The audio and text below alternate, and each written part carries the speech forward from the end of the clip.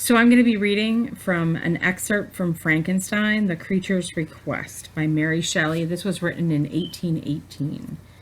Mary Shelley was an English novelist, a short story writer, and a dramatist, best known for her Gothic novel Frankenstein. In the novel, the brilliant scientist Victor Frankenstein succeeds in creating life in his laboratory, only to be horrified by his own creation.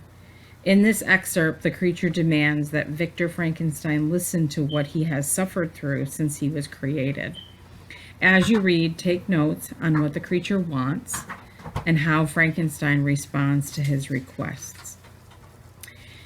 As I said this, I suddenly beheld the figure of a man at some distance, advancing towards me with superhuman speed. He bounded over the crevices in the ice, among which I had walked with caution. His stature, also, as he approached, seemed to exceed that of a man.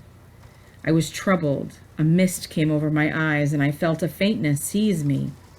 But I was quickly restored by the cold gale of the mountains. I perceived, as the shape came nearer, sight tremendous and abhorred, that it was the wretch whom I had created. I trembled with rage and horror, resolving to wait his approach and then close with him in mortal combat. He approached. His countenance bespoke bitter anguish, combined with disdain and malignity, while its unearthly ugliness rendered it almost too horrible for human eyes. But I scarcely observed this.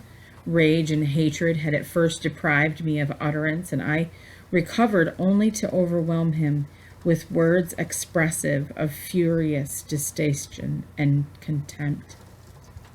"Devil," I exclaimed, "do you dare approach me? And do you not fear the fierce vengeance of my arm wreaked on your miserable head? Begone, you vile insect, or rather stay, that I may trample you to dust. And oh, that I could, with the extinction of your miserable existence, restore those victims whom you have so diabolically murdered." "I expected this reception," said the daemon. "All men hate the wretched. How then must I be hated, whom am miserable beyond all living things, yet you, my creator, detest and spurn me. Thy creature, to whom thou art bound by ties only dissoluble by the annihilation of one of us. You purpose to kill me. How dare you sport thus with life? Do your duty towards me, and I will do mine towards you and the rest of mankind. If you will comply with my conditions, I will leave them and you at peace. But if you refuse, I will glut the maw of death until it be satiated with the blood of your remaining friends. Abhorred monster, fiend that thou art, the tortures of hell are too mild a vengeance for thy crimes. Wretched devil, you reproach me with your creation. Come on, then, that I may extinguish the spark which I so negligently bestowed." My rage was without bounds. I sprang on him, impelled by all the feelings which can arm one being against the existence of another. He easily eluded me and said, "Be calm. I entreat you to hear me before you give vent to your hatred on my devoted head. Have I not suffered enough that you seek to increase my misery? Life, although it may only be an acclamation of anguish, is dear to me, and I will defend it. Remember, thou hast made me more powerful than thyself. My height is superior to thine, my joints more supple. But I will not be tempted to set myself in opposition to thee. I am thy creature, and I will be even mild and docile to my natural lord and king, if thou wilt also perform thy part, the which thou owest me. O Frankenstein, be not equitable to every other trample upon me alone, to whom thy justice and even thy clemency and affection is most due. Remember that I am thy creature. I ought to be thy Adam, but I am rather the fallen angel whom thou drivest from joy for no misdeed. Everywhere I see bliss, from which I alone am irrevocably excluded. I was benevolent and good. Misery made me a fiend. Make me happy, and I shall again be virtuous. Be gone, I will not hear you. There can be no community between you and me. We are enemies. Be gone, or let us try our strength in fight, for which one must fall. How can I move thee? Will no entreaties cause thee to turn a favorable eye upon thy creature, who implores thy goodness and compassion? Believe me, Frankenstein, I was benevolent. My soul glowed with love and humanity. But am I not alone, miserably alone? You, my creator, abhor me. What hope can I gather from your fellow creatures who owe me nothing? They spurn me and hate me.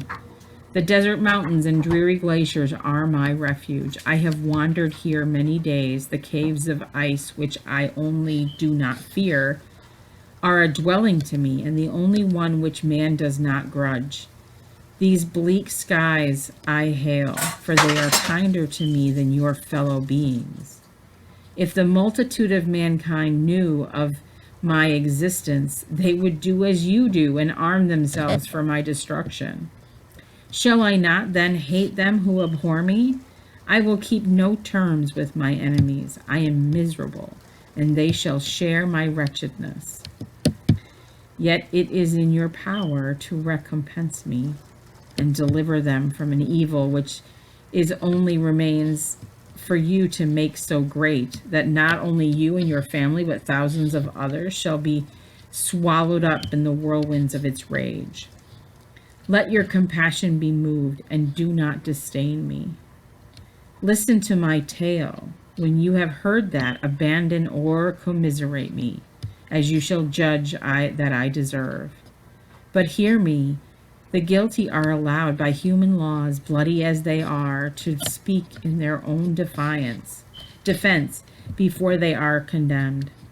Listen to me, Frankenstein. You accuse me of murder, and yet you would, with a satisfied conscience, destroy your one creature.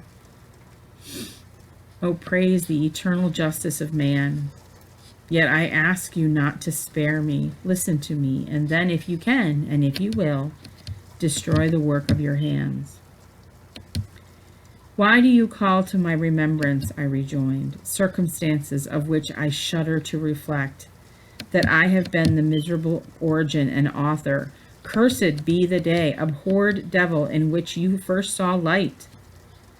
Cursed, though I curse myself, be the hands that formed you. You have made me wretched beyond expression. You left me no power to consider whether I am just to you or not. Begone, relieve me from the sight of your detested form. Thus I relieve thee, my creator, he said, and placed his hated hands before my eyes, which I flung from me with violence. Thus I take from thee a sight which you abhor. Still thou canst listen to me and grant me thy compassion. By the virtues that I once possessed, I demand this from you. Hear my tale. It is long and strange, and the temperature of this place is not fitting to your fine sensations. Come to the hut upon the mountain.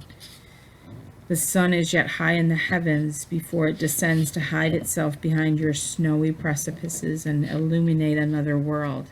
You will have heard my story and can decide. On you it rests whether I quit forever the neighborhood of man and lead a harmless life, or become the scourge of your fellow creatures and the author of your own speedy ruin.